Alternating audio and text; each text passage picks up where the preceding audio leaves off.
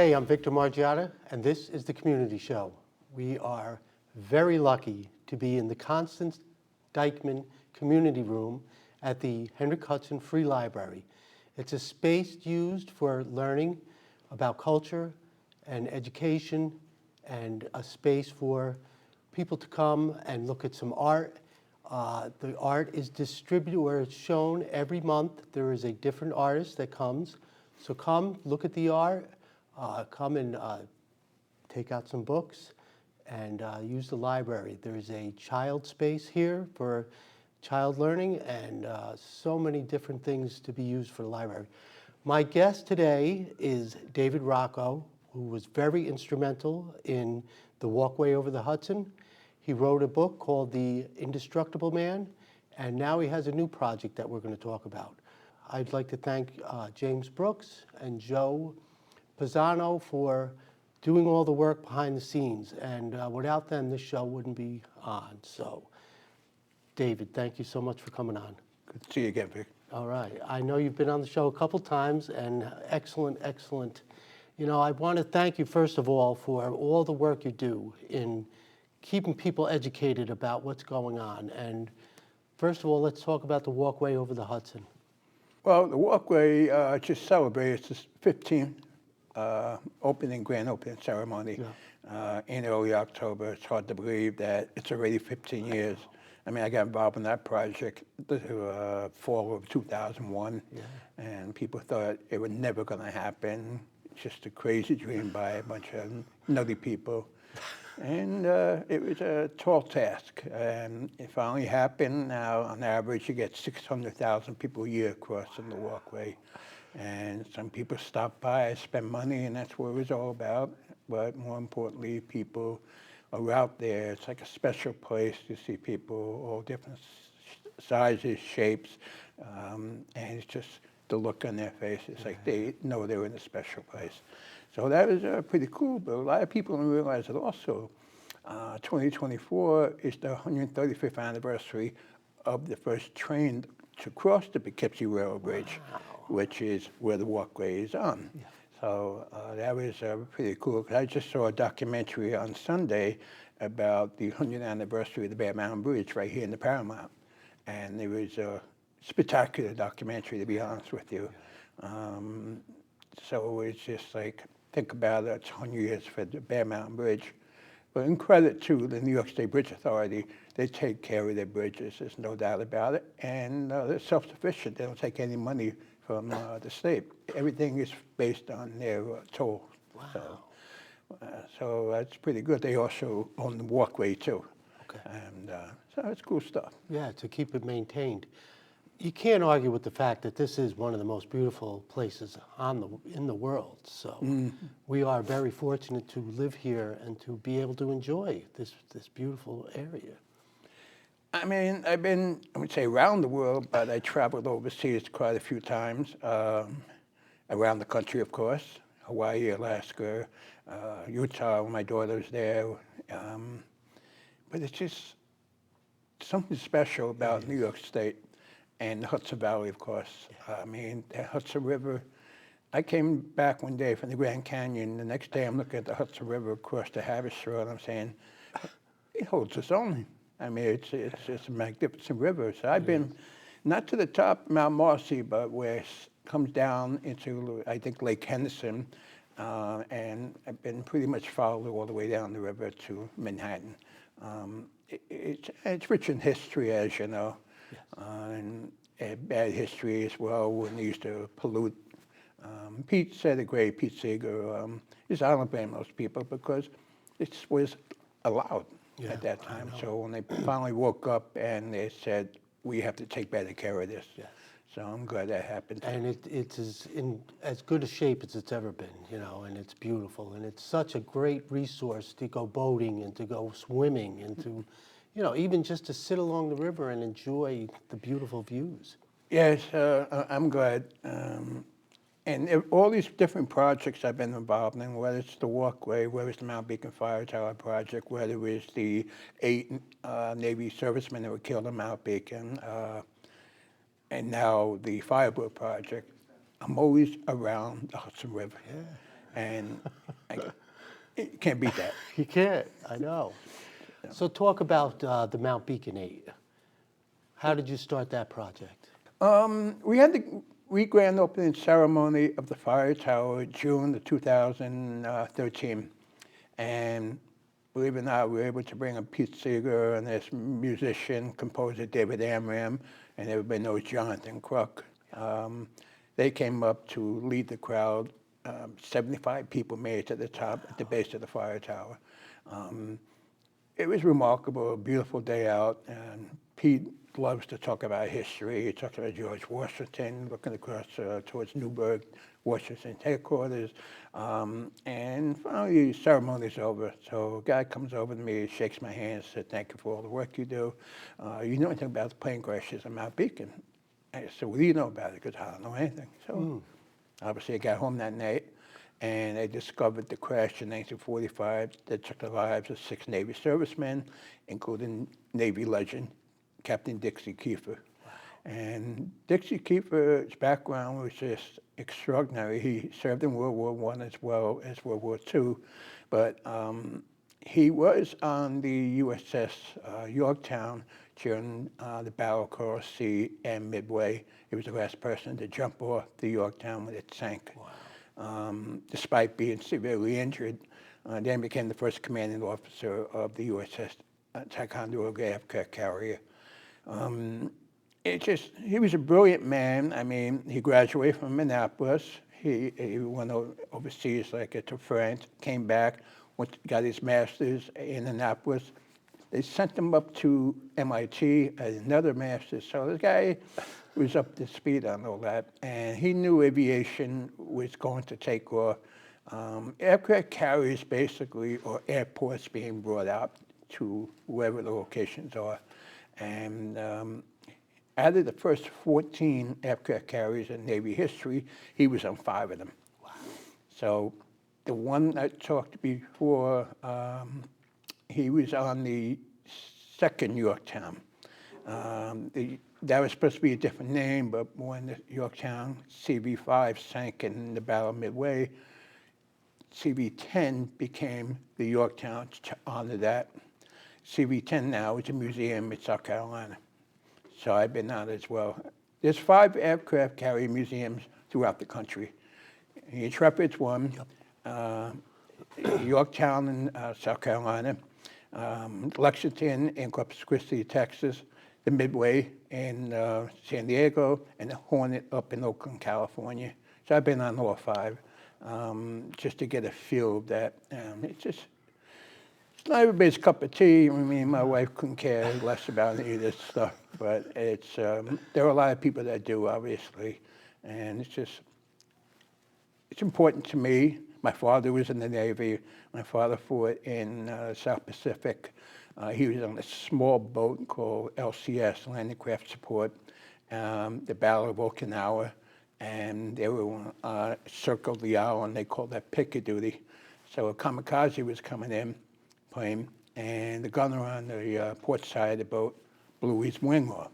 So he veered off and came back, and luck or talent was able to release the bomb. It blew off the fan channel section of the ship. So it killed 25 out of the 71 men that were on the boat. Now, the size of the boat is like a tugboat in the Hudson River. Yeah. 30 feet wide by 170 long. How you put 71 people on board still boggles my mind.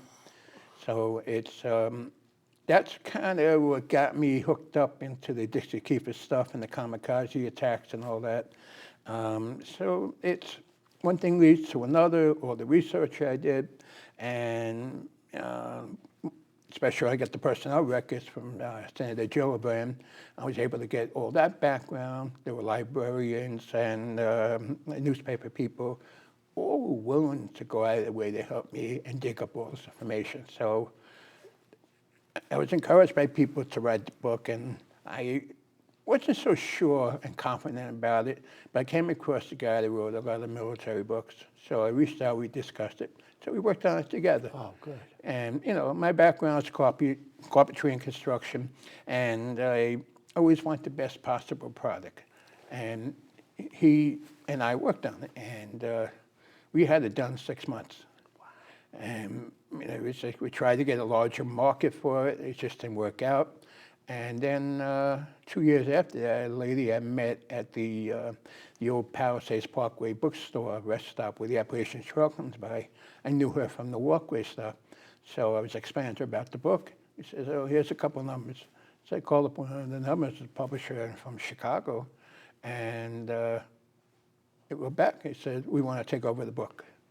And the beauty of it was we were now able to include in the 2020 stuff, because the original book was done in 2017, the anniversaries of both the 35 crash and the 45 crash, and the ceremonies that we had, and the clocks, and the historic markers that we put up to honor all 8 men. We called them the Mount Beacon 8.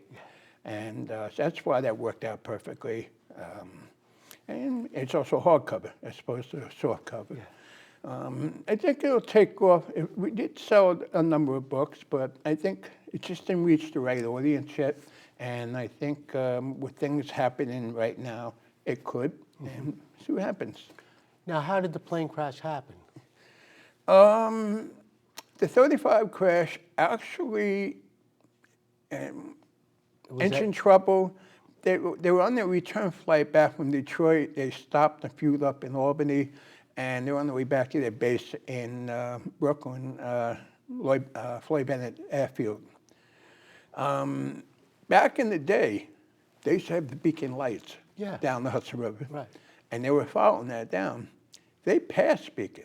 They actually were over Peekskill, and for whatever reason, the pilot made a turn, headed back up, went over the casino, which was on top of Mount Beacon. They used to have a dance hall, and years ago, a hotel, and then sputtered and crashed on the top of Mount Beacon on the east side, which overlooks Route 9 near the Dutchess Mall. That was a single-engine plane, and 2 guys were on it. They actually had a machine gun on it. So everybody ran up the following day to try and find it, and young kids took the machine gun. So they put the word out that if we catch you, you're in deep, you know what, and suddenly the machine gun showed up at the police department. But 10 years later, was the second one. Now, what's kind of remarkable, this past Saturday, there was a football game in Yankee Stadium, Notre Dame and Army. That's right. On Saturday, November 10th, 45, Dixie Kiefer and 5 other guys flew down to an airport in Caldwell, New Jersey called Curtis Wright Airport. Took a car over to the old Yankee Stadium to watch Army play Notre Dame. Because at that time, Army and Navy and Notre Dame, as well as Alabama, were the top teams in the country.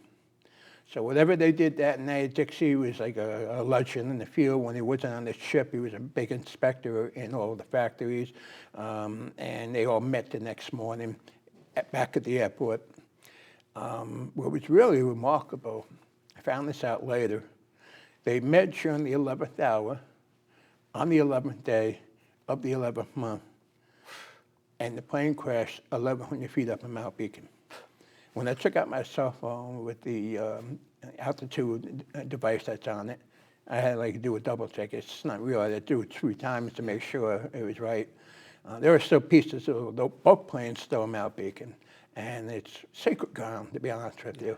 And that's why we want to put those historic markers at each site to give recognition to the 8 guys that were killed, who they were, where they were coming from, where they're heading to, and their ages.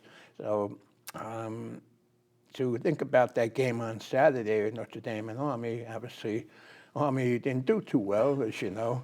Well, they were doing well in the beginning of the year. Notre Dame's a powerhouse, so it would have been nice if they were able to pull it off. But it just brought back the memories of reading all these articles about that football game. Yeah. So they were on the way back from Caldwell, New Jersey. The airport was called Curtis Wright Airport. Glenn Curtis and the Wright brothers were like the creators of the airplanes. Glenn Curtis from Hammondsport, New York. There's a museum up there.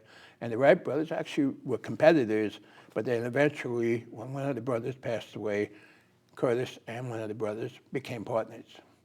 And it's interesting stuff. I mean, I can go online with all this Yeah. other stuff, but it's just new things that pop up every now and then. Like I said before, I get emails and text messages and sometimes phone calls from relatives of some of the men that were killed in 45 and 35. So it's a cool thing. Yeah. But my most proud thing that I did with the 45 and 35 crash was that I had been to all of the grave sites, 7 out of the 8, but I wasn't going to go to Greensboro, North Carolina anytime soon, so I called up the cemetery and asked them, can you take a photograph of me? Of Clarence Hooper's headstone. I said, okay, we'll get back to you in a few days. They called back and said, he's buried in an unmarked grave. So I said, can we get the VA to pay for a headstone or a footmark? He said, yeah, sure. All right. So we'll work on it together. And he says to me, who's going to pay for the installation? And I said, are you kidding me? So I said, all right, we'll take care of it. So the next Memorial Day weekend, it was in place. Oh, nice. So it was, to me, that was like the highlight. The book is cool and all the other stuff. Yeah, but to do for something somebody like to be that buried 75 years without without the mark, that's, God, I was there to help out. Yeah, definitely. Now, you took a lot of pictures of the Tappan Zee Bridge being rebuilt, which is now the Mario Cuomo Bridge. Yeah, the Tappan Zee Bridge, again, being like a historian, here was this new bridge going to be built right in our own backyard. Yeah. I was retired at the time. I'd be able to watch this project from start to finish, God willing, and never had the opportunity to do something like that. So over the course of 7 years, I lost track, but easily 15 to 20,000 photographs. Wow. Whether from the hills of Tarrytown, the waterfront, Tarrytown, the same thing in Rockland County, 25 helicopter flights. And I caught a lot of the landmark moments when they were bringing certain pieces on the bridge. So I was able to time it right because I followed it so closely. Developed some relationships with some people on the project who started to trust me. And because they were always secretive about all this stuff. And they got to know they could believe in me. And actually I got an award from Arts Westchester for my body of work. So that was pretty cool to get recognized for that. Yeah. And again, that's by being involved with that project, I became friends with the Coast Guard harbor master who used to bring me out there. So every time I would ask him, can I give you money towards the fuel? He would say, no, someday you can owe me a favor. I said, okay. So a couple of years later, when they brought the fireboat up from New York City, he said the people involved with the fireboat kind of are struggling to get going with this project. They're not familiar with how this works, so maybe you can help them out. Yeah, and that's the John D. McKeon. John D. McKean. Yeah. Yeah, there was John D. McKean was built in 1954 in Camden, New Jersey. They brought it up that summer. It took them about a year to work out the kinks, and they finally put it into service September 1955. So from 55 to 2010, it served almost the city for almost 6 decades. I was involved in a lot of historic fires and incidents, but the ones that stick out the most are the Staten Island Terminal Ferry Fire in Lower Manhattan, 1991. Of course, 9/11. I can get more involved with that in a minute. And then Miracle on the Hudson, U.S. Airways, in January 2009. Yeah, that was a busy year, 2009. Yeah. So 9/11, their firehouse, if you want to call it that, it's probably around, at that time, 14th, 15th Street. So they had a clear view of the World Trade Center. So when the first plane hit the North Tower, they were ordered to go down to the seawall and see what they could do. So without getting into all the details, because it go on for 3 hours, they were able to rescue people, bring them over to New Jersey, and back and forth. And there's some photographer took a photograph of McKean unloading the people in Jersey, just after the South Tower collapse. So the North Tower, the top was on fire, and all of a sudden the dust starts, encircling Lower Manhattan. So they went back over, they got another bunch of people, brought them over. Now the North Tower collapsed, so now the whole area is full of dust. So now they were ordered to go back to the seawall and start pumping water to the trucks that were nearby to get the water over to the ground zero area because all the infrastructure was damaged or destroyed when the buildings collapsed. They did that for 3 straight days, 20,000 gallons per minute, 24/7, 24 hours straight with 3 days. Think about the amount of water they took out of the Hudson River. And finally, when the construction workers showed up, they cleared the path to get to the areas that get closer to the fires, not just on the so-called pile, but the buildings nearby were also on fire. Met a couple of people that worked on the fireboat that day, and of course Miracle on the Hudson. And it was really interesting to talk to these people who actually were there. And you don't want to push them because it could be an emotional subject matter for them. If they're willing to talk about it, I'm willing to listen. It was up to them. So that was, it was put on auction in February, March of 2016. And this gentleman I know who owns a couple of restaurants, he and his partner bought it thinking they could tie it in with their restaurant. And the restaurant is in Tarrytown waterfront. And it didn't go over well, so he decided to create, based on the history and the importance of the McKean Fireboat Project, a not-for-profit organization. And that's when I got involved in 2018. So it's been exciting, challenging. I've been through this with Walkway and other projects where people feel like it's never going to happen. And I try and keep them motivated and say, look, you just got to keep pushing. You just don't know when. So now we got a little help maybe from Senator Schumer. He's going to try and get us $100,000. We actually would have got us $500,000, but it's a federal grant and it's a match. We didn't have $500,000. Oh, okay. So fortunately, Senator Pete Holcomb, he came up with $100,000 to be the match. So with the extra money we need to do an inspection, we got to get the boat out of the water in dry dock and do a full inspection. Find out what really needs to be done. Maybe the $230,000 is enough. I doubt it, but it's a good start. Yeah. And just like with the Walkway project, I'm looking for private money, people to step up that feel important history, such as the McKean, which had a lot to do with 9/11, Lower Manhattan, the financial district. Yeah. It's got to be people out there that would get into this project. So, we got the fireboat listed on the State National Registry of Historic Places, which is very, very important designation. And just worked on an application to get the fireboat designated as a National Historic Landmark. That's awesome.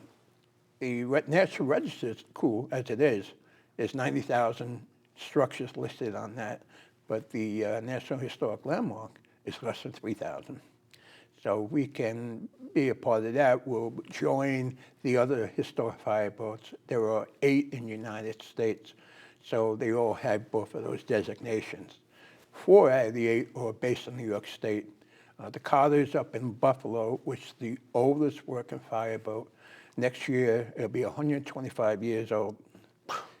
Wow. Basically, they primarily break the ice in the Buffalo River and Lake Erie, because like most of these waterfronts nowadays, they're not too many fires anymore like they used to be, because the wooden warehouses and the piers, they're all gone. Everything's concrete, especially like the west side of Manhattan. They did this incredible job, Friends of the Hudson River Parks. It took all the old piers and turned them into a variety of different type parks. We were actually down in 2021 on Pier 25 in Lower Manhattan, and there's the Freedom Tower right there. And we were there for the 20th anniversary of 9/11. So we're hoping to go back in 2026 to participate in America's 250th anniversary on July 4th. There's supposed to be events going throughout that whole week. And then 2 months later would be the 25th anniversary of 9/11. Yep. So now, is the boat stationed, and is it like a museum? Can people go look at it? Yeah, we can. I mean, I had a couple organized tours as tied in with New York State, has the Hudson River Ramble, and then there's another historic type of event that they have twice a year, once in the spring, once in the fall. They'll come back to me, just to get people out there. We are right now in a commercial site. The gentleman, two brothers that own Panko Oil in Stony Point, Rockland County, knew that we needed a home port. So he allowed us to dock our boat there, and he doesn't charge us any rent, which wasn't the case a few years earlier with a couple of people, which I will not name, which kind of wiped us out financially. So that's fantastic. But for the best case scenario for us, we need to be on the east side of the river, because the majority of the volunteers live in this area. Yes. And let's face it, if you're near the train line, so you can bring people up from New York City, from upstate down here. It's a couple towns and cities, villages that are kind of asking us maybe we can come over there. So I can't get into too many specifics right now, but one of those clerks will be in a great position, and just because they've done a lot of great work on a lot of the waterfronts on this side of the river, whether it's Peekskill, whether it's Sleepy Hollow, whether it's Yonkers, whatever it is, it'll be a wonderful thing. Definitely. So, what projects are in the future? Yep. Are you going to keep busy? Right. I told my wife, basically, this is it for me. Okay. I said, and she goes, who are you kidding? Yeah. Great job. Thanks, Thank you. Dave. I Thank really you. appreciate it. It's so important that we never forget, and that history is so important, and that we constantly have to be learning. And, like you said, all you got to do is go online and learn about these things. Right. So, thank you so much for all your efforts. We Thank really you for this appreciate incredible opportunity. it. I appreciate it. Thank you. I'm Victor Margiotta. This is the Community Show. Please come down to the library, use all the services, come down to the Constance Dyckman Room and check out the art. This is such a great place to come and utilize this great facility. So thanks for watching.